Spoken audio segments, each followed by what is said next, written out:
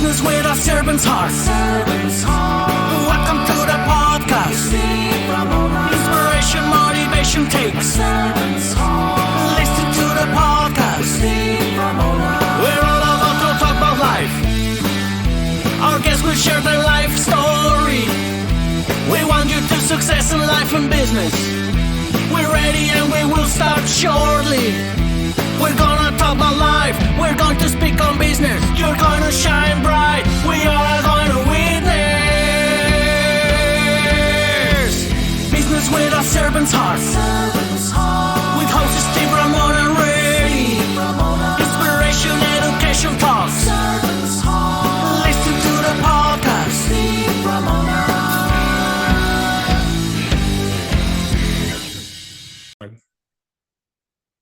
Welcome, everyone, to Doing Business with a Servant's Heart podcast. I'm your host, Steve Ramona. I'm so fired up to have you join us today. I got a great guest today. Branding is so important. If you're an entrepreneur out there, I know a lot of you are. We dedicated this podcast to exploring the idea of having a servant's heart, but how that purpose can envelope into your work and your personal life.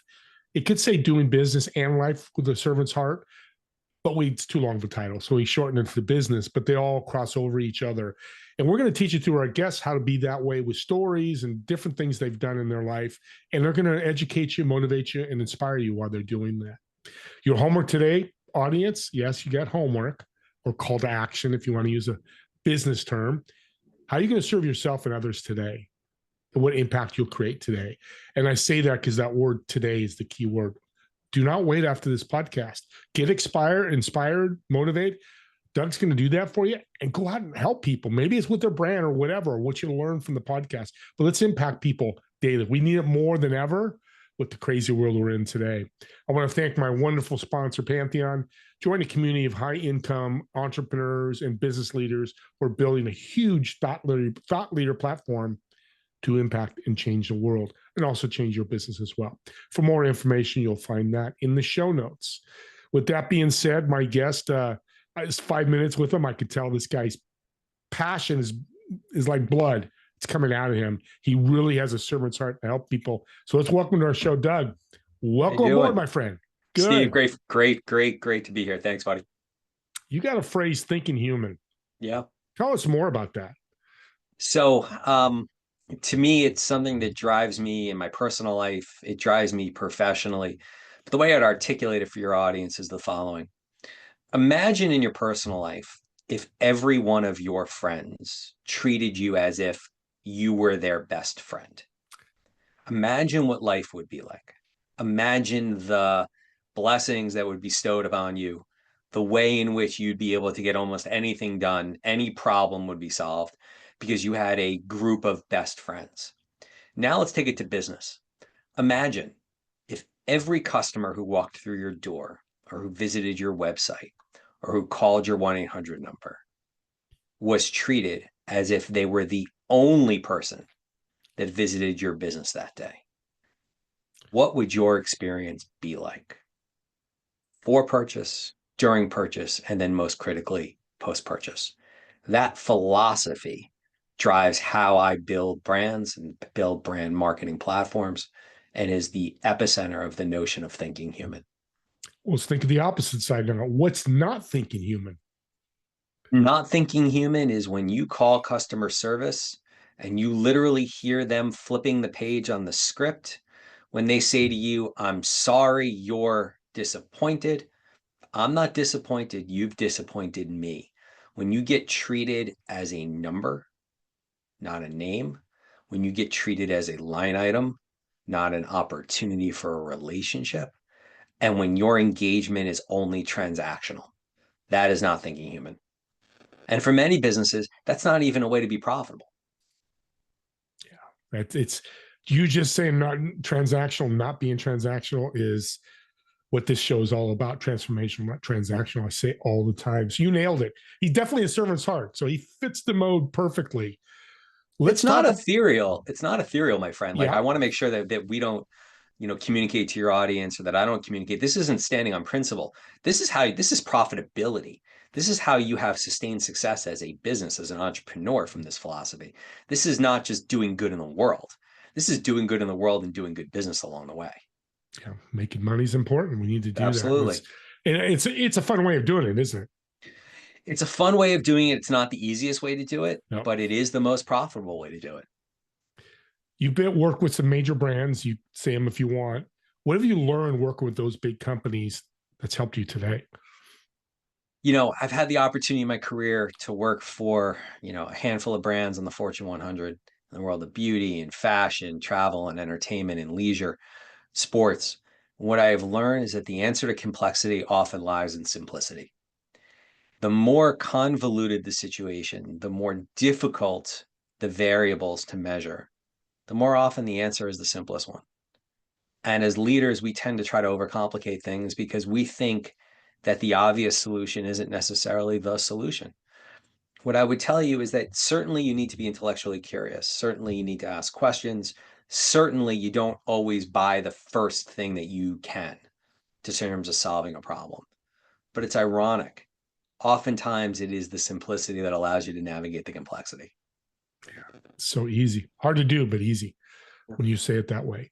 What can brands like this, the big ones you work, can that cross over to a smaller or medium-sized business? I know it's a little different, but can they have a lot of crossover? Yeah, I mean, I actually think big businesses learn more from small businesses than small businesses learn from big businesses. Because if you think about that servant heart, small businesses understand very simple mathematics. It is more expensive to get a new customer than it is to keep one. And so their investment is on loyalty. Their investment is on relationship. Their investment is ensuring that you leave with an amazing experience that you're going to do what with? Tell all your friends about. Because the most important marketing tool in the world is word of mouth. It was yesterday, it is today, and it will be tomorrow. How that manifests will change as technology changes. But the reality is that that reputation that you build becomes the actuality of your business. A positive review is wonderful. A negative review may not be the reality, but it's the actuality. It is actually what people think about your business. And so creating that culture, that what I call review commerce, something I talk about in the book, if you're aware of that, you're going to thrive. If you ignore it, you're going to die. Yeah. I like that because that's, again, across the board. And you're right. As small business, we got to do a much more because we have 100 clients. We can't lose one. It affects us, but you got Amazon, who's got 10 million clients, 100 million clients, whatever they've got. One person doesn't affect their bottom line. I like that. Let's talk about the book. I'm excited to hear more. And, it's called Moving Your Brand Out of the Friend Zone, correct? Correct. A modern day guide to strengthening your brand's value equation. And the premise of the book really stems from the understanding that brands forge relationships with consumers, much like we form relationships in our personal lives.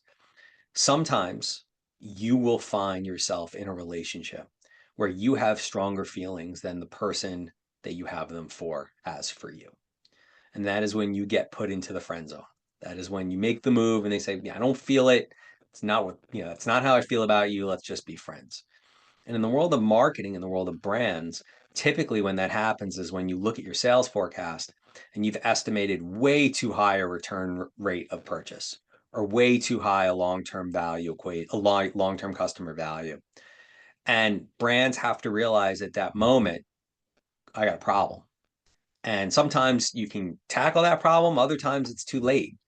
But the value of really ensuring that you understand where you stand in the mind of the consumer and the heart of the consumer is a critical aspect to ensuring that you can find that all important brand love. A lot of people know what friend zone is, but describe that for the audience if people don't understand what that friend zone is. So picture a very simple XY axis. On the X axis is trust, on the Y axis is passion. In the far right corner where passion is high and trust is high, that's brand love. I mean, that's my marriage after 21 years. Okay, I'm in the brand love zone. Now, everybody who's married for a long time knows that the work begins once you're married. The work doesn't begin in getting married. And so I'm working hard every single day to ensure that the passion and the trust in my relationship stays strong. In business, it's the same thing. When you find yourself in that middle ground of passion and trust, that's when you've been put into the friend zone. They like you, but if a bigger and better deal comes around, they're going to leave you. They trust you, but if something else comes around that's getting great reviews, they may leave you to go try that. The friend zone is unpredictable. The love zone is not. And so if you think about the other customer zones, you have what I call brand fling, which is high degree of passion, low degree of trust. Okay. I'm excited, and yet I don't know if I'm going to go back. And that's when something goes viral, or in the world of music, that's what I call a one-hit wonder. In the lower left corner, passion is low, trust is low. Then you have what I call brand hate. And that is where, you know what? Yeesh. They don't do a good job taking care of me. They don't do a good job taking care of me at all. But I have to go there. Think about when you have to buy food at the airport or at a movie theater. And then you have brand like, and that's when, you know what? I've got good degree of trust, good degree of passion, but there's nothing exciting. If something came around that motivated me more, even though I have a high degree of trust, I may go and get something else. Yeah, that's the brand with the marriage. You got me thinking. I've only been married 3 years, so congratulations on your 21. But still, yeah, I'm branding with her every day. We're building a brand. We're building trust. We're building likability and things like that. I love experts like you in the branding marketing space. What's your thoughts on social media, maybe tied to the friend zone? So my daughter is 17 and my son is 15. And of course, they live in the world of social, where reality is stylized, right? Where everything is perfect and beautiful. On a positive note, I think social is starting to get a little bit more real. On a negative note, that reality is frightening. Social is a blessing and a curse. I think, like any tool in a marketer's toolbox, you have to use it for good, not evil. An over reliance on it is not a good thing. Just like an over reliance on any aspect of your marketing cake. If you think about the layers of a marketing cake, if you're relying too heavily on performance marketing and ignoring the top of the funnel, which is awareness and consideration, you're going to ask your performance marketing to have to perform really, really well in order to make your number. The goal is not to stress any aspect of the system, not to make any layer of the cake have to work overly hard. The perfect cake has a perfect balance of all the layers. When one layer is too big, it could throw off the taste profile. And that's the same thing in your marketing plan. You want to be able to bring balance to it in order to get the best result, in this case, performance. Let's stay with this theme, AI. I'm talking to companies that are freaking out about, marketing, direct mail, all that. What's your thoughts on AI? AI right now is in the world of innovation. Okay. The first two letters of the word innovation, I talk about this in the book, stand for insight. With AI, ask yourself, what are you solving for? What are you solving for? Are you inefficient in your media buys? Are you inefficient in your storytelling? Are you striking out creatively? Are you limited in terms of your growth? And then you got to navigate through the weeds of all these different companies that have developed an AI platform and try to find one or two that stick. It is a minefield of plants that are going to die quickly in the world of AI. I think there are a few that are really good. I think there are a few that really help marketers, but it's wouldn't be judicious of me to recommend any of them because I don't know what situation you're looking to solve for. So I think with AI, like any tech, you got to use it for good, not for evil. You got to figure out what is the goal that you're solving for and then work backwards. Perfect answer.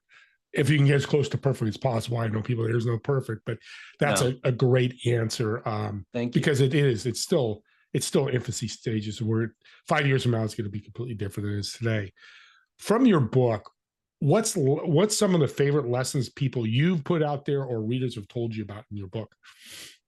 So I think my version of Einstein's theory of relativity or the Pythagorean theorem is what I call the brand value equation.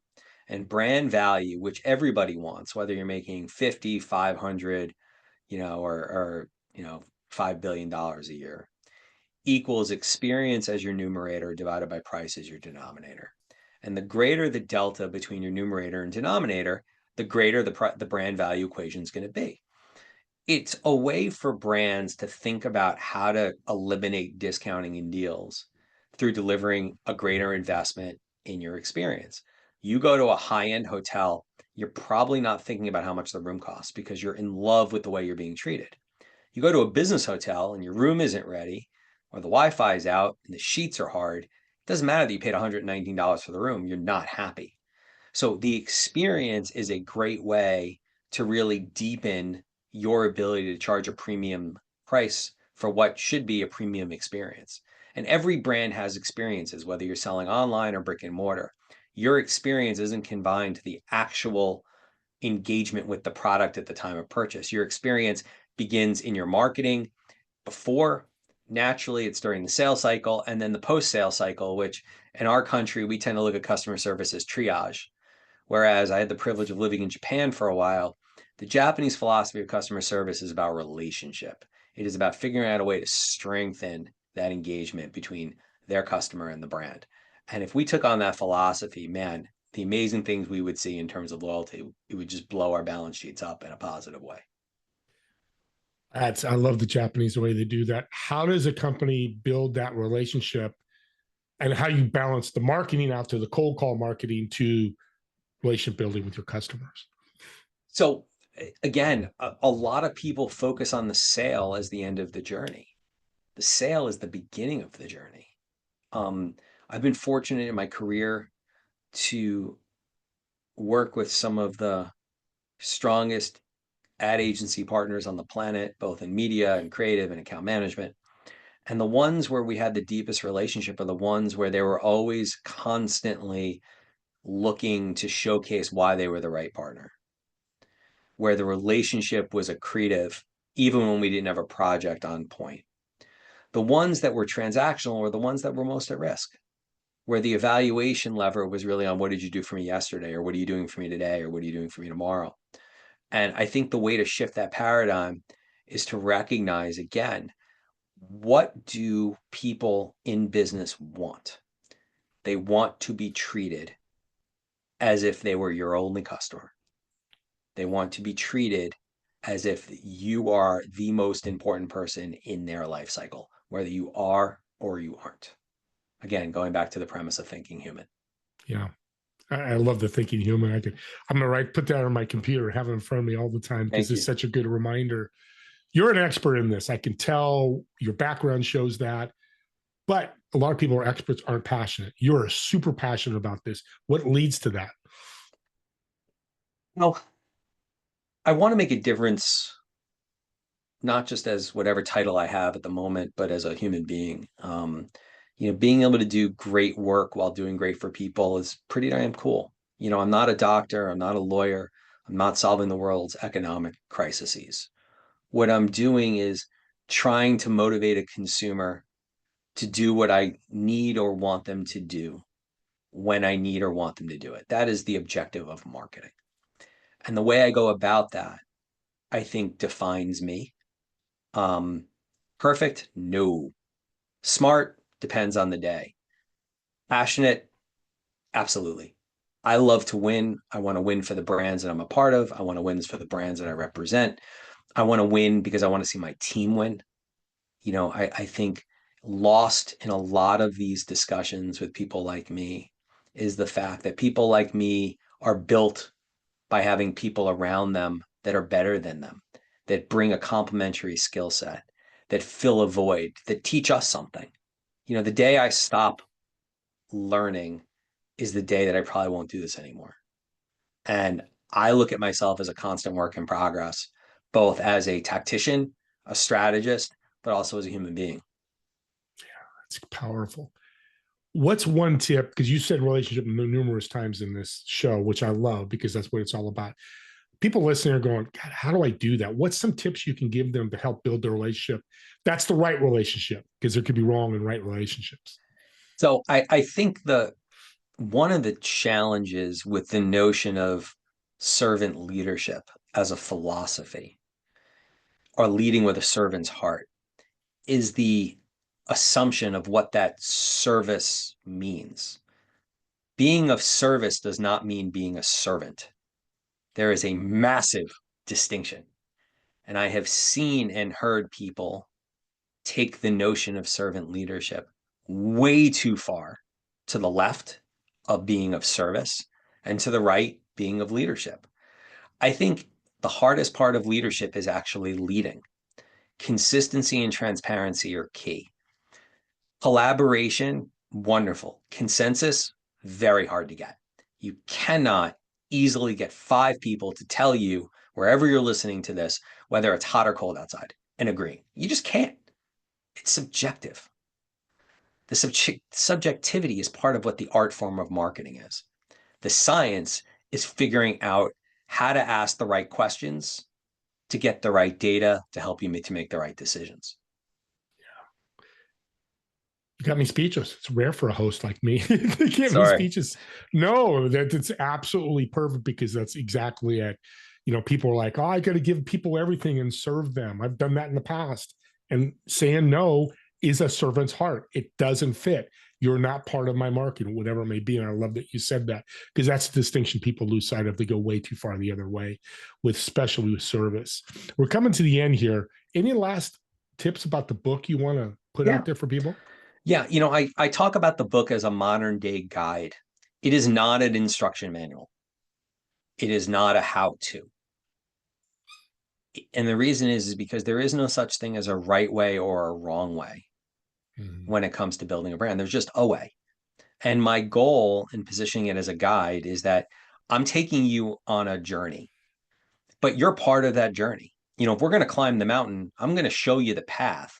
But you may want to take a right. You may want to stop. You may want to take a picture here. You may decide that you want to take the hard route or the easy route, or want to see something else. You are empowered as a leader to help determine the direction that you're going to take with your career. And what I would say to you in the book, if there's anything in the book that is helpful to you, it may be the fact that at the end of every chapter, I distill it down to the 3 key takeaways. And I learned this from an operations partner that I worked with. He always talked about 3 things. And at the end of every chapter, I have the 3 things. And at the end of the book, the last chapter in the book is all of the 3 things from every chapter. It's kind of like the Cliff Notes, if you remember Cliff Notes. Oh, yeah. And my thought there is that if I can give you a nugget, if in 280 pages, there's 1 or 2 things that help you avoid potholes that I've stepped in or fallen into in my career, or that can help you jumpstart activating something in your current journey, fabulous. Then I've done my job. One thing, get one thing from the book, and get people out of the friend zone, audience. And I'm going to work on that myself and get the book, because I think branding is so unique and different. I love that you say it's different for everybody. It's like fitness. I was in the fitness. Everybody's diet's different. Everybody's exercise program is different. That's okay. We don't need to follow Amazon or Google. They're completely different than what we are. Let's end with a fun question. I know I'm going to get a great answer for you. So I get a table at a restaurant reserved for you. It's a table of 4. 3 empty chairs. You're going to sit in the other chair. Who would you invite, whether they're dead or alive? And what food would you order at the table? So I'd have to invite my mom, who passed away about 25 years ago, mainly because I would love to understand how she thinks of me and what I've become in my life, professionally and personally. Second person, Pete Rozelle. Pete ran the NFL, was the originator of the Super Bowl, and understood that sports and entertainment can come together. So I would love to pick his brain.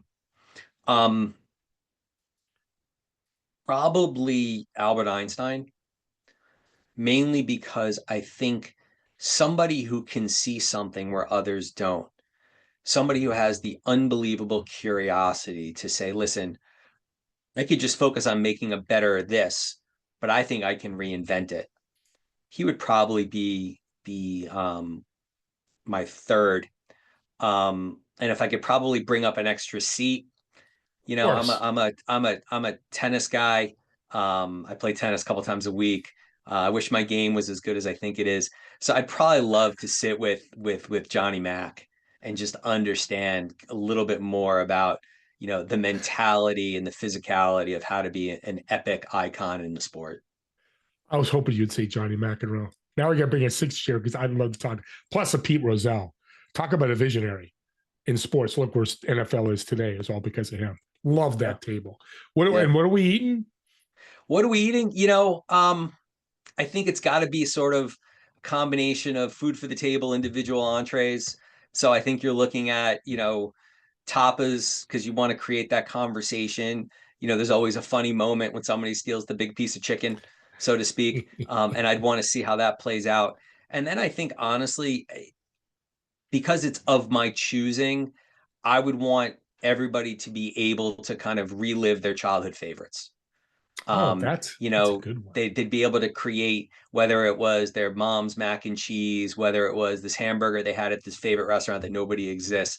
If I could create the ultimate menu, the easiest way to put everybody on the same footing is to say, listen, pick up something that you used to eat from your childhood that you can't get anymore, and that's what I want to serve. I haven't had That's the best answer I've heard in a long time because I didn't even think about that. That's a good one. I'll have to remember that. Doug, you're an expert. You're successful, but you're still out there serving. You really are a beacon of hope for people out there. For me, becoming very successful and keeping reminding of servant heart, especially in marketing, because I think it gets wacky. Sometimes we lose sight of that, especially with social media. Well, how are ways people can get the book and how can people connect with you? Yeah. So first of all, thank you. As I said to you, I consider myself a work in progress. I could always be better. I could always do better. And so I'm a student of my own development and growth.